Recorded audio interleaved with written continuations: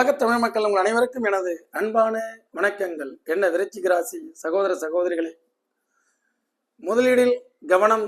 விருச்சிகம், குரு பெயர்ச்சி பலன்கள். ஏன் முதலீட்டில் நாம் கவனம் செலுத்த வேண்டும்? இரண்டாம் ராசிக்கு இரண்டாம் அதிபதி 8ல், புரியுதுங்களா? அதே நேரத்தில் இந்த 5ஆம் பாவாதிபதியும் 8ல். 5ஆம் இடம் கெஸ்ஸிங், ப்ரோக்ராம் பண்றது, பிளான் பண்றது. 2ஆம் இடம் இன்வெஸ்ட்மெண்ட். அதெல்லாம் நம்ம கவனமாக செய்யணும், வேற ஒன்றும் இல்லை. ஆக இது தற்காலிகமான பலன்கள். ஆக ஒரு 20% தான் அது என்னை பொறுத்த வரைக்கும் வேலை செய்யுது. இது ராசிக்கு மட்டுமே எடுத்துக்கொள்ள வேண்டும். குரு பயிற்சி பலன்களை லக்னத்திற்கு பார்த்து குழப்பிக்கொள்ள வேண்டாம். இது மரபே, இதுதான் ராசிக்கு பார்க்கறது தான் மரபு.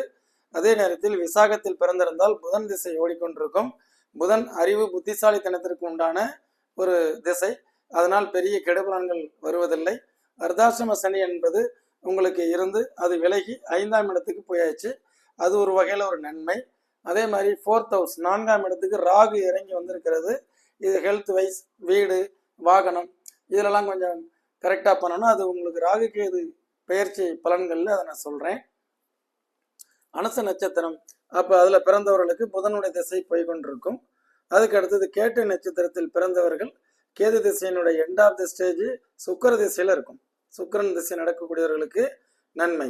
ரைட். இந்த கோட்சார பலன்களை நாம் அழகா இப்போ எடுத்தோம்னா, விருச்சிக ராசி எதிலையுமே நேர்த்தியான, நல்ல ஆராய்ச்சி மனப்பான்மையுடைய, உழைப்பால் உயரக்கூடிய, சொல்வதை செய்யக்கூடிய, உண்மைத்தன்மை மாறாமல் இருக்கக்கூடிய, அதே நேரத்தில் யாரையும் கண்டு பொறாமைப்படுதலோ யாரையும் போட்டியாளர்களாகவோ நினைக்காத மனிதர்களாக உங்களுடைய ஆய்வை தொடர்ந்து நடத்தி உங்களுடைய உழைப்பில் நீங்கள் உயர நினைக்கக்கூடிய ஒரு உத்தமமான மனிதர்கள் தான் விருச்சிக ராசிக்காரர்கள் எனது பார்வையில்.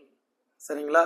அப்படிப்பட்ட உங்களுடைய ஒவ்வொரு சொல்லும் செயலும் வீரியம் மிக்கதாகவும் தைரியமானதாகவும் துணிச்சல் மிகுந்ததாகவும் இருக்கும். எங்கேயாவது ஒரு சிலர் சந்திரன் கேது சேர்க்கை, சந்திரன் ராகு சேர்க்கை, சனி சந்திரன் சேர்க்கை இருக்கக்கூடியவர்களுக்கு இந்த குண மாறுபாடுகள் எதிர்பார்த்தது நடக்காமல் போகலாம். அது வேறு. அது அவர்களுடைய சுய ஜாதகத்தை வைத்து நாம் ஆய்வு செய்து கொள்ள வேண்டிய அவசியம். இந்த பொது பலன்களிலே 60-70 கோடி பேருக்கு மேல் விருச்சிக ராசிக்காரர்களுக்கு சொல்லும் பொழுது, நாம் இந்த குறுகிய காலம் ஓராண்டுகளுக்குள், அந்த ஓராண்டுகளுக்குள்ளார அதுலேயும் பார்த்தீங்கன்னா குரு எங்க இப்போ சஞ்சாரம் பண்ணிட்டு இருக்கிறார் அப்படின்னு பார்க்கணும். குரு உங்களுடைய நட்சத்திரத்திலிருந்துலாம் பார்க்க வேண்டியதெல்லாம் இருக்கு. விசாகத்திலிருந்து எவ்வளோ நாளைக்கு, அடுத்தது அனுசத்துக்கு எத்தனை நாளைக்கு, கேட்டைக்கு எத்தனை நாள்லாம் இருக்கு. பட் அது இன்னும் இன்டெப்தா உள்ள அனலைஸ் பண்றது. இப்போ முதலீடில் கவனம். விருச்சிகம், ஏன் எதில் முதலீடு செய்வது? சுய தொழில், கல்வி. இப்போ கல்வின்னா எப்படின்னு கேட்டீங்கன்னா, என்ன படிக்கலாம்? 10வது வகுப்பு எக்ஸாம் நடந்து கொண்டிருக்கிறது. அந்த என்ன படிக்கலாம்னு ஒரு வீடியோ போட்டிருக்கிறேன். அது உங்களுக்கு எடுக்க தெரியல அப்படின்னா, இப்போ புதிய வாடிக்கையாளர்கள்லாம் சென்மி பிடிஎஃப் என்ன படிக்கலாம்னா நான் அதை அனுப்பி விடுறேன். அதில் ஒரு 30 வீடியோஸ் இருக்கலாம். உங்கள் லக்னத்தை மையமாக வைத்து என்ன படிக்கலாம்னு சொல்லியிருப்பேன். சரிங்களா? அதை பார்த்து கரெக்டாக செலக்ட் பண்ணுங்க. ஆக இதெல்லாம் முதலீடு. கல்வி தான் முதல் முதலீடு. என்ன படிக்கலாம்? இவர் நினைச்சது ஒன்று, அவர் எடுத்த கோர்ஸ் வேற, அப்புறம் படித்து முடித்ததுக்கு அப்புறம் வேலைக்கு போகிறது வேறையாக இருக்கக்கூடாது. அதனால மாணவர்கள்லேருந்து ஆரம்பிப்போம். இப்போ கரெக்டாக செலக்ட் பண்ணுங்க. அந்த வீடியோவை பாருங்க. அதில் நான் உங்களுக்கு சொல்லியிருப்பேன். அதில் சந்தேகம் இருந்தால் எனக்கு ஒரு ஃபோன் அப்பாயின்மெண்ட் எடுங்க. நான் உங்கள் குழந்தைகளுக்கு இது டாக்டரா, இன்ஜினியரா, சயின்டிஸ்டா, ஆடிட்டரா, ஐடியா, எல்லா விஷயங்களும் சொல்கிறேன். ஒன்று. இரண்டாவது, முதலீடு என்பது நீங்கள் வீடு, வாகனம், அதில் முதலீடு பண்ணி ஒரு பிஸ்னஸ் பண்ணலான்னு இருக்கிறீங்க அப்படின்னா அதில் கவனம். ஜாதகத்தை பார்த்து அது சரிதானா, ஏற்புடையதா, பயனுள்ளதாக இருக்குமா அப்படிங்கிறத கொஞ்சம் கன்ஃபர்மேஷன் பண்ணிக்கங்க ஜாதகத்தை பார்த்து. அதன் பிறகு இன்வெஸ்ட்மெண்ட் அப்படிங்கிறது ஷேர் மார்க்கெட், ஷேர் பங்கு சந்தை, அது கொஞ்சம் நான் கொஞ்சம் ஒரு 20 ஆண்டுகளுக்கு மேலே அனலைஸ் பண்ணி சமீப காலமாக உலா விட்டுருக்கிறேன். ஒவ்வொரு ராசிக்காரர்களும் பங்கு சந்தையில் எவ்வாறு ஈடுபடுவார்கள், அதில் எந்த மாதிரி ட்ரேடிங் பண்ணுவார்கள், அது என்னெல்லாம் செய்யணும், எதெல்லாம் செய்யக்கூடாது, இந்த மாதிரி அமைப்பில் இதான் லக்னம்னு வச்சுக்கங்களேன். 2 குடையவன் 8 இப்படி இருந்ததுன்னு வைங்களேன், இதான் லக்கணம், ஜனனகால ஜாதகம். இந்த 2ங்கிறது இன்வெஸ்ட்மெண்ட், 8ஆம் இடம்ங்கிறது அங்கே போய் ஆழ்ந்து கிடக்கிறது, அது நேராக 2ஆம் இடத்தை பார்க்கும். இது எந்த மாதிரி இன்வெஸ்ட்மெண்ட் பண்ணணும் அப்படின்னா லாங் டைமில் இன்வெஸ்ட்மெண்ட் பண்ணணும். இதே ட்ரேடிங் பண்ணிங்கன்னா 2 8க்கு போச்சுன்னா நம்ம நினைக்கிறது ஒன்று, கிடைக்கிறது வேற இருக்கும். இதான் லாஜிக். சரி, இப்போ இதான் ராசி சார், எனக்கு லக்கணம்லாம் எதுவும் இல்லை, கோச்சார பலன்களுக்கு லக்கணம் தேவையில்லை. ராசியினுடைய அடிப்படையில் 5ஆம் இடம் என்பது கெஸ்ஸிங், புரியுதுங்களா? இந்த 5 என்பது நாம் கெஸ் பண்ணுறது. 5ஆம் பாவாதிபதி 2ஆம் பாவாதிபதி ரெண்டுமே வந்து உங்கள் ராசிக்கு குரு, அவரே 8ஆம் இடத்துல மறையும் பொழுது நீங்களே ஒரு கற்பனை பண்ணி கொண்டு ஒரு ப்ராடக்டை செலக்ட் பண்ணிட்டு அந்த ப்ராடக்டை வாங்குறேன்னு போகும்பொழுது, வாங்கியதுக்கு அப்புறம் நண்பர்கள் இதையே வாங்கினேன் என்கிட்ட சொல்லியிருந்தா, அப்பவே என்கிட்ட சொல்லியிருந்தா நான் இதை வாங்கி கொடுத்துருப்பேன் லம்பர், புரியுதுங்களா? அதே மாதிரி ஷேர் மார்க்கெட்டில் நீங்கள் உங்களுடைய ஜாதகத்தினுடைய தராதரத்தை தெரிந்து கொள்ளாமல் கண்ணை மூடிக்கொண்டு நாலேஜ் இருக்கலாம், ரிசர்ச் பண்ணியிருக்கலாம், நீங்கள் படிச்சிருக்கலாம், அதெல்லாம் பிரச்சனை இல்லை. உங்களுக்கு நீங்களே ட்ரேட் பண்ணும்போது தான் அது உங்களுக்கு ஆபத்தாக முடியுது. அது என்ன மாதிரி அஸ்ட்ராலஜர்கிட்ட கேட்டு நான் இப்போ பண்ணலாமா, உகந்த நேரம் தானா அப்படிங்கிறத கேட்டு செய்யுங்க.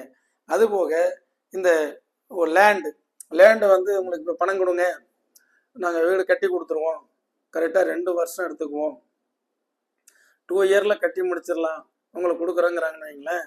இப்போ அவசரப்பட்டு பணத்தை தசாபுத்திகள்லாம் பார்க்காம கொடுத்தீங்கன்னா அவங்க அப்படியே இழுத்துட்டே இருப்பாங்க, இன்னும் கரையம் பண்ணி கொடுக்க மாட்டாங்க. எக்ரிமெண்ட் எல்லாம் போடும் பொழுது கவனமாக அந்த 3 மாதங்கள் அப்படிங்கிறதுல பார்த்து கரெக்டாக நீங்கள் வந்து பணத்தை கொடுத்துட்டு எக்ரிமெண்ட் போட்டு ஒரு மாதத்துக்குள்ளார எக்ரிமெண்ட் பேப்பர் பேக் சைடில் ஒரு சொற்ப அமௌண்ட்டு கொடுத்து கையெழுத்து வாங்கிக்கோங்க.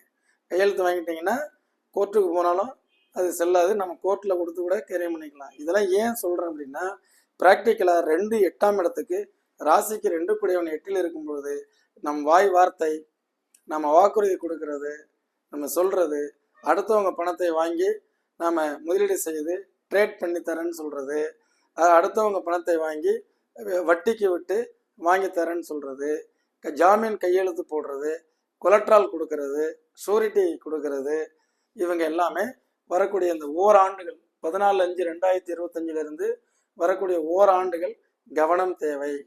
அதே மாதிரி உங்களுடைய ஜனனகால ஜாதக ரீதியாக ஒரு நல்ல திசை புதன் சுக்கிரன்லாம் போயிட்டு இருந்ததுன்னா பயம் தேவையில்லை, பயப்படாமல் நீங்கள் பாட்டுக்கு செயல்படலாம்.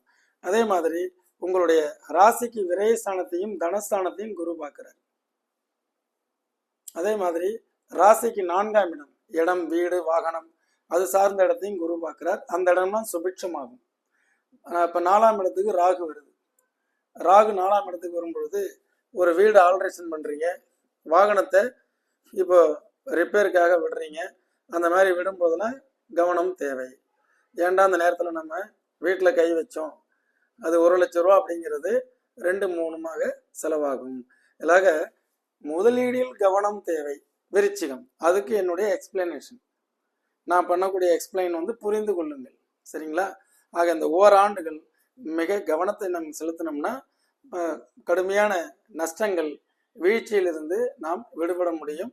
முதலீடுகள் பண்ணுறத கவனமாக இருக்கணும். மியூச்சுவல் பண்ணுறது, ஃபிக்ஸட் டெபாசிட் பண்ணுறது, லேண்டில் பண்ணுறது, இதெல்லாம் வெரி சேஃப் அண்ட் செக்யூர். ஏன்னா உங்களுக்கு பூமிக்காரகன் விருச்சிகம், நீங்களே வந்து அந்த லேண்டில் கொண்டு போய் காசு போட்டிங்கன்னா கண்டிப்பாக அதுக்கு அழிவே கிடையாது. அதே மாதிரி திடீர்னு இப்போ போய் தெரியாமல் போய் பங்கு சந்தையில் ஈடுபட்டிங்கன்னா காசு பூரா நஷ்டமாகும். கோட்சாரம் தான் மெயின் பங்கு சந்தைக்கு.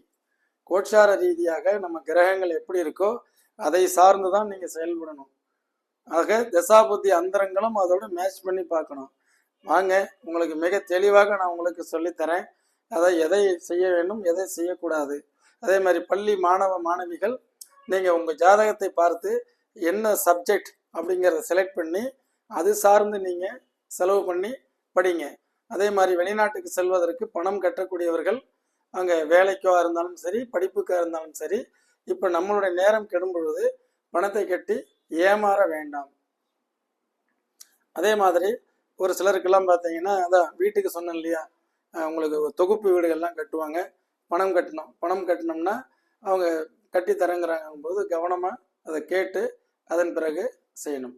அதே மாதிரி எக்ரிமெண்ட் போடுறது அப்படிங்கிறதெல்லாம் நீங்கள் வாங்கினாலும் சரி, விற்றாலும் சரி, விருச்சிக ராசிக்காரர்கள் கரெக்டாக தெளிவாக வந்து அப்போ அன்னைக்கு பார்த்தீங்கன்னா சங்ககிரியிலேருந்து ஒரு நண்பர், அதாவது வந்து பார்த்தீங்கன்னா ஒருத்தர் பணம் இடத்த வாங்குறதுக்கு அட்வான்ஸ் கொடுத்துட்டார்.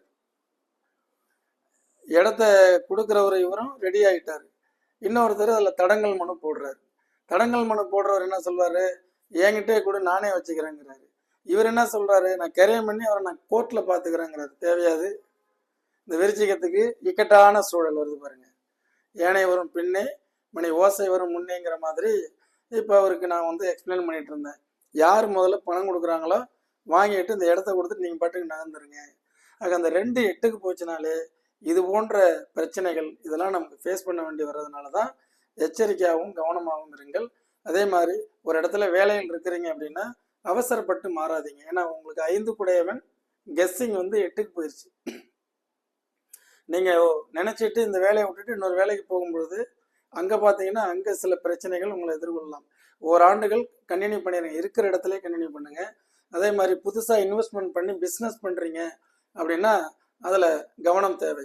இன்வெஸ்ட்மெண்ட் பண்ணி பண்ணுற பிஸ்னஸ் வந்து எச்சரிக்கையாக செயல்படுங்க.